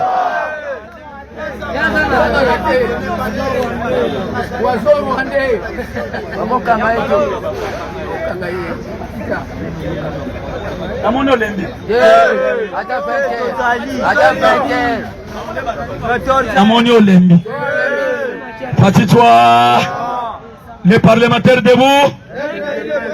Les parlementaires debout. Nayo Kabilote, les parlementaires debout. Fatitwa. Alors, avant accord de paix, il faut que c'est à Sani. Commanditaire à coup d'État du 11 au 13, et Zalaki et pas Yamaboko ya général John Chiba. Babo ma Félix na province à Kasai, Mokolo Oya Kitaki pas inauguré université ya Mbujimayi. Ceux qui babomiye bakozwa raison que bato babomiye bandekone moko balou. Mais Dieu est grand. Tangu basali préparation nyonso. Nzambe ya Kimbangu. Nzambe ya Kimbamvita. Nzambe oyo Kisekedi tangu azwaki Congo. Mobutu atika Congo na maboko ya Satan. Mais Kisekedi a su pouvoir. Abengisi ba pasteur ezala ya bandoki ya banganga. À quel stade de Martin na ba Congolais. alobi tatanga na koko diriger Congo yote yo na place nanga vanda o diriger mboka oyo tambwisa biso na sagesse non intelligence na yo nzamba ya Kisekedi onga na bengaka omnipotent omniprésent le Dieu tout puissant basali manœuvre nyonso coup d'état raté bango mo basutuki akufite ndenge arrestation yeko salam bakangi John Chibangu tango bakangi ye moko ya komitika parce que mi sentais déjà très mal nde atanga ki ba généraux ebele atangi professeur Boshabo atangi église catholique SCC oyo bazaki en complicité pour un coup d'état de jouer contre le président de la République. La minute oyo bazali na résidence surveillée. Mais l'homme esali biso passe. Le porte-parole général Sylvain Ekenge oyo azali porte-parole ya armée bafandisi ye pa ba ONG international pe national droit de l'homme basotuna ye alakisa bango esika ba généraux nyonso bakangi bazali place nini mais biso tolobi boy ezali na compétence moko te ya koyeba esika ba généraux wana basali parce que ba généraux wana basali oyo babengaka haute trahison eza boye te maintenant nde tosepeli parce que ntango tolandi information basali bango transfert na esika bazalaki badeplace bango parce que bazalaki déjà na carte ya kosalisa information mpo bakimisa bagénéraux wana boye to boye te maintenant préparation lisusu nini boyebaki émissaire moko oyo babongisaki na AFC M23 na Rwanda basalaki déjà plan ezalaki boye Kisekedi soki amati États-Unis soki asali escale na Canada il faut baboma ye nde badelege mercenaire na bango oyo azali vice-gouverneur ya ba M23 AFC ti Canada ntango akomi na Canada na kelke bamilitaire na bamercenaire mpo bomafaco nazokende dese na kosite bakomi wana l'un des Congolais na kati aéroport asantiri bango suspect afilme bango azwi photo na tindela yango présidence asali banketi na ye bayebisi ke mutu wana azali mercenaire oyo baye na pla mpo bobo mokonzi yambo ndeko wana Congolais azwaki courage na kati ya Canada tobeti maboko makasi. Merci combattant, merci vraiment, merci. Ndeko wana azwi courage alobi fona yeba yo zali na menace bandi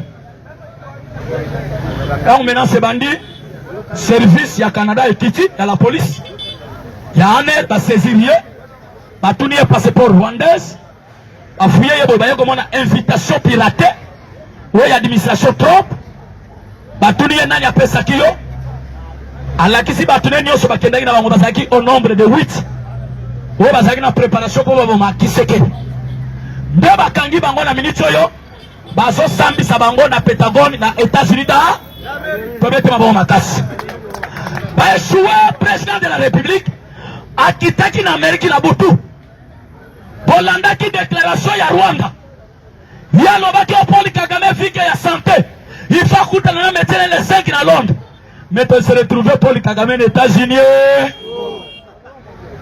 dil wana ezo cinéma na deux contextes. Première étape, président Félix akozala accompagné na ministre des Affaires étrangères bakoyamba Paul Kagame lelo na 10h juste Fatima kokotisa ye na 10h10 minutes. Après bakozala accompagné les deux ministres rwandaises et ministre congolaise. Na kati ya premier accord ya parafé Paul Kagame Félix bakozwa parole te. Les deux ministres nde bakotanga accord ndenga basinaka ya liboso.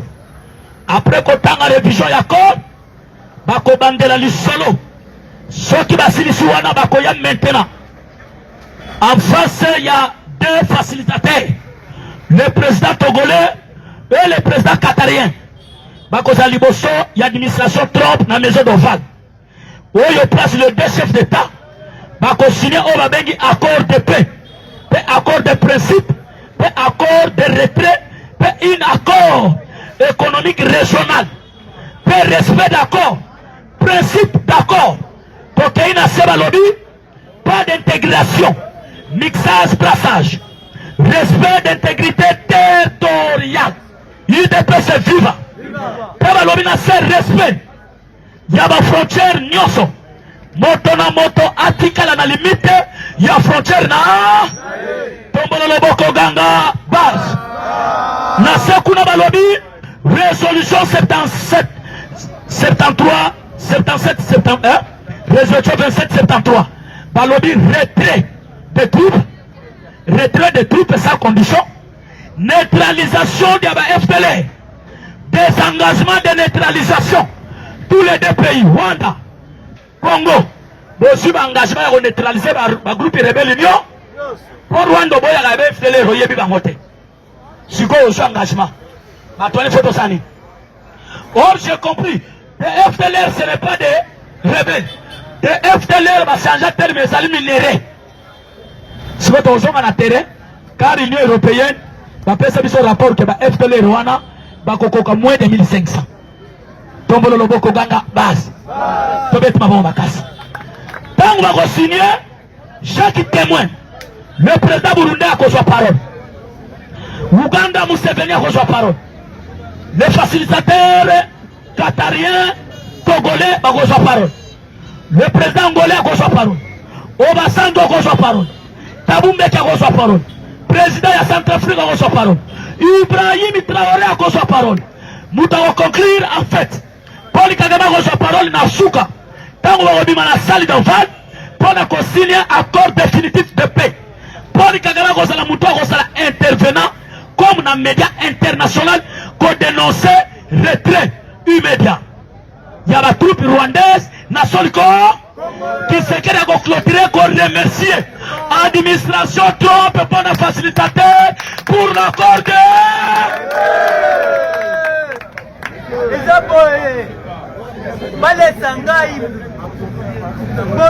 Lesa, Punda Basale Nini.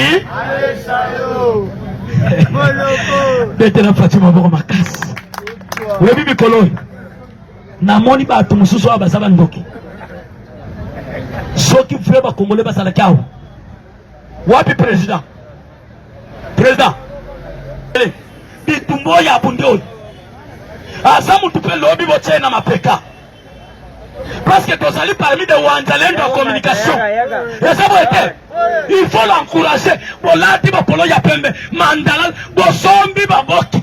Papa, nous surtout quand il faut y déplacer. Papa, bon, ma casse, la ligne de silis. Nazokata. Na sepeli po big rouge na kuti pena batu bafani. Maturité côté na base. Par rapport ndeto yebela ngokala. Sikoyo yoka lisolo ya soupe. Après accord, batu bazotuna bitumiko sila tayoni. To solo ne? Pona yebi yo pozo ima. Après accord est-ce que bitumesili? To solo lako? Boyebi qui se quede na zonge simino. Qui se quede à l'obaki, je ne peux pas négocier avec le M23. Car le M23 c'est un coquille vide. Bazali ba patin. Mais je dois parler avec leur mère qui se quede à Yeba qui est M23. Bazali ba na misala. AFC c'est Joseph Kabila. Kabila zali sur la pointe parce que Manduki a reçu wa. Et zali na bateau baso financier Manduki pour abondisa biso. Qui se quede à qui plus loin pour coopérer na batouane. Pour mon gars tozaki na sommet moko. Tous les présidents d'Afrique, Afrique centrale, même quelques présidents d'Afrique de l'Ouest, bayaki. Pour développer l'Afrique centrale, pour qu'on ait la Grande Lac. Quand bayaki va lever la kilim, il faut que notre sala bloc moko. Comme on dit ça, mungunya oya soko zangi sa kimia, en Afrique centrale pour la Grande Lac. Basangana qui va signer qui charte, cahier de charge. Ndomona ki lelo Uganda ya salaki contre Congo Yemoko alobi je dois participer na cérémonie ya accord de paix parce que Uganda pas salaki parmi bato ba so soutenir Rwanda. Burundi pe malgré relation na biso lelo azalaki parmi babano yiba pe minere na biso Brazzaville même mais lelo qui se keda lobby pour luka kimia na Afrique centrale to sala on va bengi coopération économique régionale pour développer l'Afrique centrale et Grand Lac. Batouana bandima lobi non qui se dit à sa monstre. Alors nous sommes tous au bout de la OESA Tina. Puis après si un exemple malobi, botala ba français, les Européens, les Occidentaux, on va développer mon mot biso. Mais baso distraire biso tous na ba division, na ba haine, na ba querelle, yakobo mabatu, yako kabona biso na biso. C'est le moment maintenant biso pe Afrique, to sangana, to développer mboka na biso. Yango yo ki Ibrahim Traoré lobaki, maintenant nous pays Sahel, nous sommes d'accord. Il y a quoi activer ma batterie nyons, ma puissance nyons à armement, il y a quoi soutenir République démocratique du. Il y a un moment où content ou comme na Serbie, Rissa Longoli Batunaye, Ayeti na Serbie, Baye ko coopérer coopération militaire. Ndo mona kimbala moko ko kita, il y a ministre na biso, il y a défense, akita ki na biloko epele oyo utaki Serbie, oyo Poutine a financé ki biso. À part ça wana Mbalamoko qui sekeli bango basela qui sekeli songawa pour mettre coup d'état qui sekeli a déjoué bango a quitté Belgique après Belgique qui sekeli a kutana ministre de la défense belge Fatia Tindi kende na Congo kende ko kutana na Guy Mwanda vita na Jean-Pierre Mbe tango a quitté ba beti coopération militaire le ministre ya défense ya Belgique Mbalamoko andimi ko sala partenariat pour défendre l'intégrité de la République démocratique. À partir de la Belgique, Félix a joué vote États-Unis d'Amérique. Le long de tout ça, l'histoire du Congo, et ce comme dans le monde, na grâce à moi, Namboka Félix Antoine Kilotilo. Or, le grand libérateur de la République, c'est Fatou Mbe. Tobeteli Maboko Makati Fatou Toi. Ngaina Binotomo.